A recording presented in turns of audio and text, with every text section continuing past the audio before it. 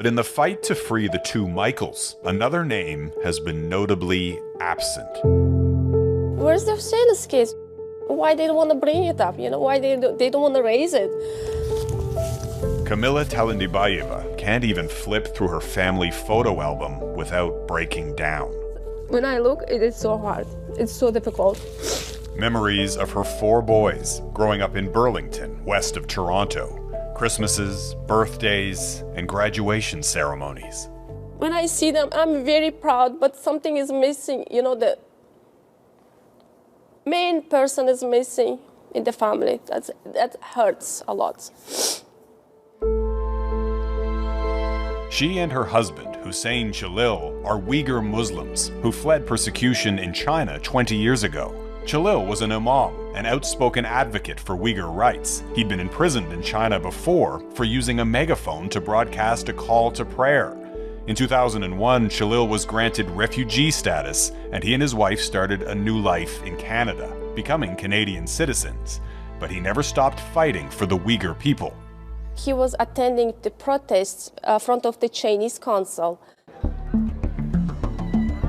In 2006, the family traveled to Uzbekistan on their Canadian passports to visit Kamila's family. Without warning, Uzbek police arrived at the house and asked Jìlىl to come to the station where he was arrested.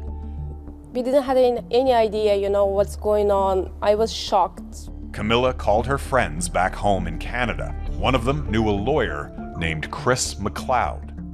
They said, what do we do? Can you help? I said, well, no problem. McLeod is a commercial litigator by trade and had never handled any human rights cases. Yeah, I just thought we'd phone Global Affairs on their 1-800-24-hour number. An urgent message would be relayed to the relevant embassy. They would send somebody out to clear the air and have him released. But Canada didn't have a consulate in Uzbekistan, and another country was quietly pulling the strings.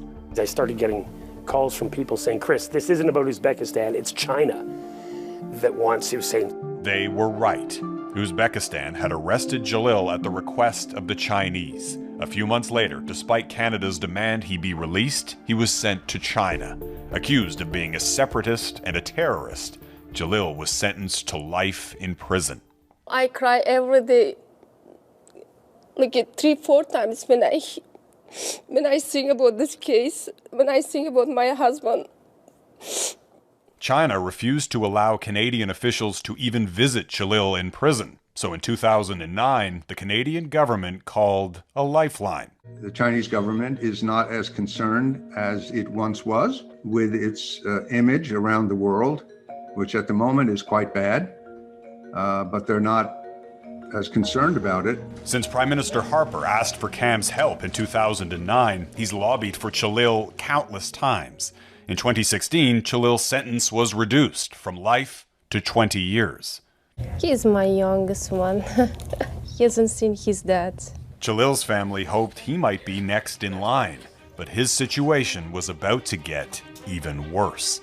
China handled hundreds of Muslims held in a network of internment camps. In 2016, Beijing accelerated its crackdown on China's Uyghur minority, accused of corralling more than 1 million Chinese Muslims into prisons and labor camps. China calls it a de-radicalization program. All those in favor of the amendment. In February, the House of Commons concluded what Jìlىl and human rights activists had been saying for years. China's mistreatment of Uyghurs in Xinjiang province amounts to genocide. But Prime Minister Trudeau and most of his cabinet abstained from that vote, and there's been no movement or any mention of Jìlىl's case. But Jìlىl's Canadian citizenship is irrelevant to the Chinese government, which doesn't recognize dual nationality. More than 100 Canadians are detained in China, many of whom are dual nationals. Their names rarely mentioned by Canadian officials. And we just don't see their cases rise to the top of the list.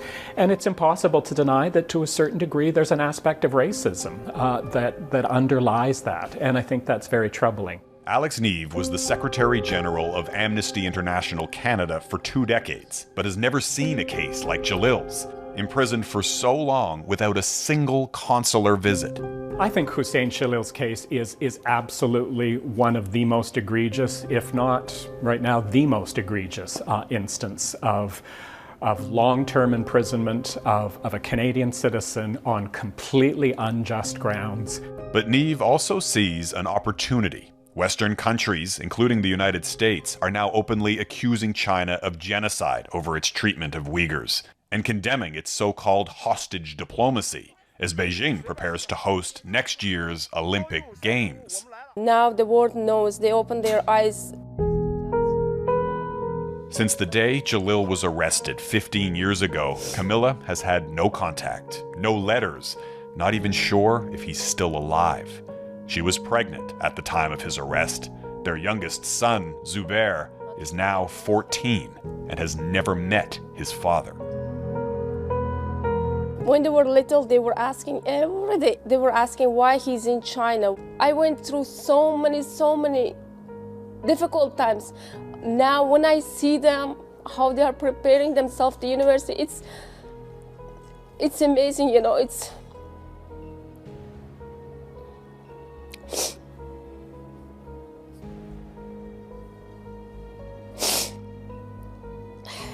amazing, you know. I'm proud, but something is missing. Something is missing in my life, you know. I really need Canadian people to help this case, you know, to raise these cases. I don't want to be forgotten this case.